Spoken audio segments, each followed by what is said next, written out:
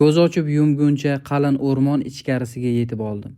Qulog'imga ana bu yoqqa ketdi shekilli, tez bo'l, mashinani o't oldir degan hayqiriqlar chalingani sayin tezroq chopa boshladim. 100 metrcha yugurib borgach, orqadan qandaydir mashinaning o'qday uchib kelayotganini ko'rib, darhol o'zimni daraxt panasiga oldim. Aksiga olgandek mashina ham ro'paramga kelib tormoz berdi. Qo'lga tushdim shekilli. Xayolimdan o'tkazdim. Mentlar mendan epchilroq chiqib qoldimi deyman. Ne ko'z bilan ko'rayki, mashinadan David tushdi. "Burgut, chiqaver, qo'rqma", chaqirdi u. "Faqat tezroq bo'l, ulgurishimiz kerak." Men ehtiyot shart orqa oldimni ko'zdan kechirgan bo'lib, daraxt panasidan chiqdim va indamay mashinaga o'tirdim. "Xo'sh, ish bitdimi?" so'radi David. "Yo'q." Oynadan tashqariga tupurib boshimni changalladim. Mentlarga xabar berib yuboribdi qanjiq. Arang qochib qoldim. Mayli, bo'lar ish bo'libdi. Tezroq ko'zdan g'oyib bo'lishimiz kerak, mentlar payqamasidan, dedi David. Qayerga boramiz o'zi? So'radim hayron bo'lib. O'rmon ichkarisida bir Ozarbayjon tanishim yashaydi. Zo'rovchi, haqiqiy erkak, turma ko'rgan. Yoshligida uning oldiga tushadigan o'g'ri bo'lmagan. Qarib qoldi. Ammo paniyatkasi hali ham zo'r. Anavilar sal tinchiguncha o'shanikida berkinib turasan. Keyinchi seni turmaga tashlab qo'yaman. Aleksandr shunday deb buyurdi. O'zi ham bratvalarning ko'zini shira bosib qolganga o'xshaydi, dedim norozi ohangda. Hamma yoqni axlat bosib ketibdi-yu, payqashmaydi. Shunday o'g'ri qayoqdagi megajinning qilib yurgan ishlarini sezmasa-ya. Sen Aleksandrni yaxshi bilmas ekansan. Gapni qisqa qildi David. 60larga borgan oppoq soqolli Mamet og'a xuddi bizni kutib turgandek taxtadan mo'jazgina qilib qurilgan hovlichasi atrofida aylanib yurgan ekan. Mashina kelib to'xtashi bilan bizga peshvoz chiqdi. "David, seni Xudoning o'zi yetkazdi menga. Yaxshiyam kelib qolding. Umring ziyoda bo'lsin." "Nima bo'ldi, og'a?" qariyani quchib so'radi David. "Kim sizni xafa qildi?" "Hali zamon kelib qolishadi xafa qilganlar", dedi Mamet og'a yo'l tomon ishora qilib. "O'shalarni kutayotgandim." "Kim o'zi ular?" "Qandaydir Semyon degan boyvachcha. Mana shu uyimga ega chiqyapti itdan tarqagan. Sotmayman deganimga qo'ymayapti." Nega unday qiladi? Meni aytmadingizmi?" "Aytdim. Men unaqa odamlarni tanimayman" deydi. Shunaqa zo'rmikan?" Gapga aralashdim. "Necha kishi o'zi?" "O'tgan gal 2 kishi kelgandi. Bugun bilmadim." "Xavotir olmang", dedim qariyaning yelkasiga qoqib. "Biz shu yerda ekanmiz, sizni hech kim xafa qilmaydi." "Men o Semyonni yaxshi taniyman", dedi David. "Ulgurji mol olib kelib bozorlarga o'tkazib yurardi. Kuchayib qolibdi-da. Kelsin, qani bir ko'raylikchi. Bu yerlar yashirin mol saqlashga qulay. Xitlar bezovta qilmaydi. Ov qilishga ham, kayf safo qilishga ham juda mos joy. Shungamikan rosa hol jonimga qo'ymayapti sotasan deb. Biz bor ekanmiz, sizni birov xafa qila olmaydi." Cholni ko'nglini ko'tardi David. "Qani, kiringlarchi, qolganini uyda gaplashamiz." Bizni uyga chorladi Mamet og'a. "Ichkilik ketadimi?" "Yo'q", dedi David zax hidi anqigan xonaga kirib o'tirganimizdan so'ng. "Bizga yaxshisi achchiq qilib choy damlang." Mamet amaki tushundi. U tez orada kuyib ketgan piyoz dog'ini eslatuvchi chayferni damlab kelib oldimizga qo'ydi. "Ichasanmi?" so'radi David mendan. "Yo'q", dedim burnimni jiyirib. "Bu matohni qanday ichasizlar sira tushunmayman." Burgut", kulib chayferdan piyolani to'ldirib quydi David. "Buning mazasiga o'rgansang, aroqni mensimay qo'yasan." "Xo'sh og'a, uyingizga qancha so'rayapti o'sha mishqilar?" so'radim ro'paramda boshini ekkancha o'yga tolgan qariyadan. Mamet og'a menga javoban qo'l siltab qo'ydi. 500 gina. dedi u. Nima? 500? Voy paytava quloqlar ey. Kelishsa o'zim gaplashaman ular bilan. Faqat siz aralashmaysiz. Nima desam ma'qullab o'tiraverasiz. Xo'p. Xudo xayringni bersin, Murod.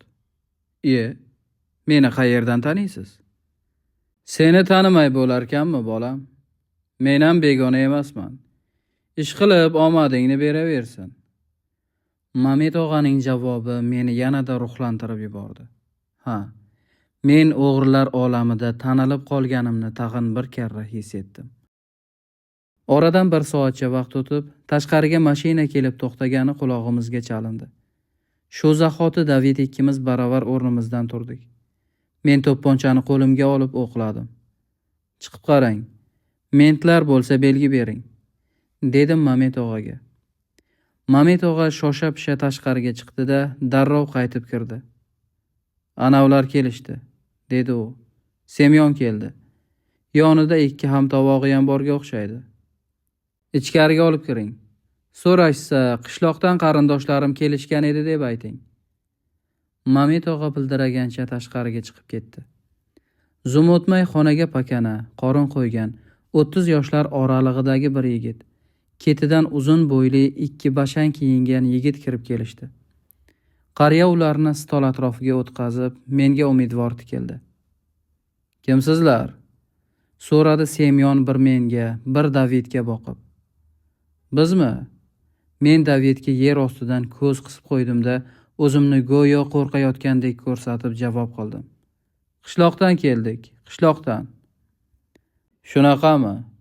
U holda boshqa xonaga o'tib turlaring. Bizni qariya bilan gaplashadigan gaplarimiz bor. Xabardormiz, dedi David sal bo'shashibroq. Og'amiz shuning uchun bizni ham guvohlikka chaqirgan edi. Ha, gap bu yoqda degin. Mayli. O'lib ketmaysanlarmi o'tirib? Xo'sh qariya, o'ylab ko'rdingmi? O'ylab ko'rdilar. Gapni ilib ketdim. Lekin akalar, sal kamroqmi deymizda. Har qalay sizday boyvachcha, qo'lini qayerga uzatsa yetadigan odam tag'in 500 qo'shib yuborsangiz yomon bo'lmasdi. Pul qozoningizga bir marta chavli solsangiz, bir dunyo pul suzib olasiz. Senga kim qo'yibdi menga aql o'rgatishni?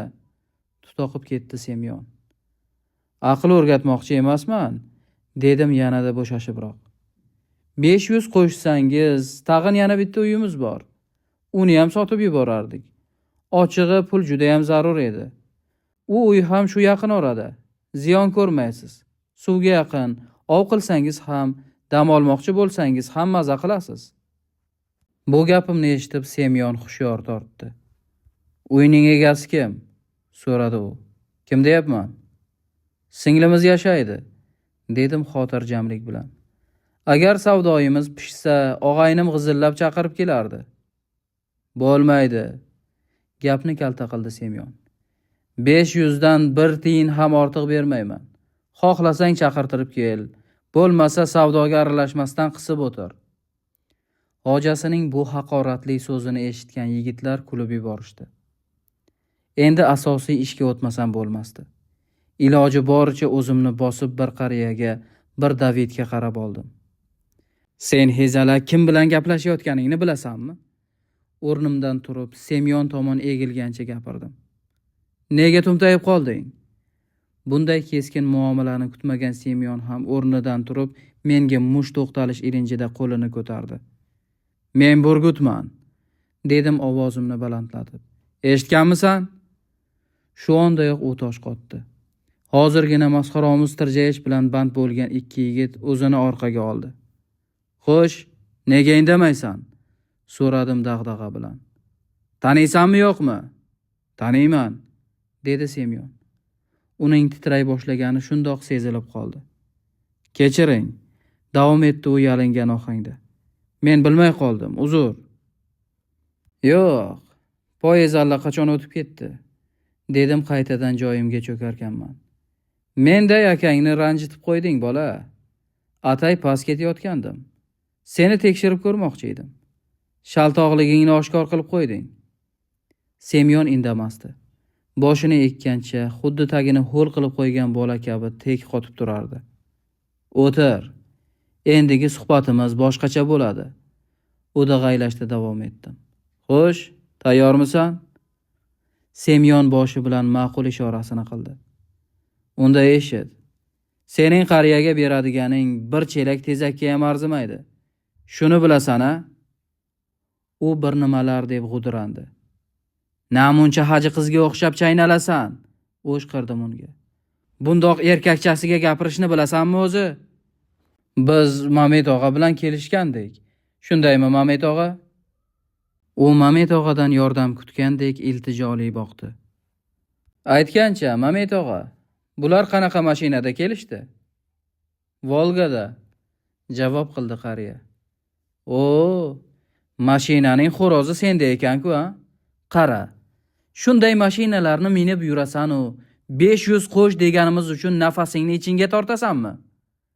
Shu lahzada David Semyonning tepasiga kelib musht to'xtaldi. "Yo'q, yo'q." Uni to'xtatdim va bilagidan tutib ortga surdim. "Bu nima qilganing, og'ayni? Zoti baland odamlarga qo'l ko'tarib bo'lmaydi. Gunoh bo'ladi-ya. Semyon aqli butun bolaga o'xshaydi." Urdim o'sha zotigayam", baqirdi David xizlanib. "Qara kekka ishini." "Mayli, mayli, hozir tinchlanadi. Qizishib ketdi yigitning guli, qizishib ketdi." "Bo'pti, qo'shsam qo'sharman", dedi Semyon norozi qo'l siltab.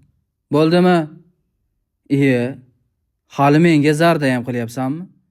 Uning iyagini mahkam qisdim.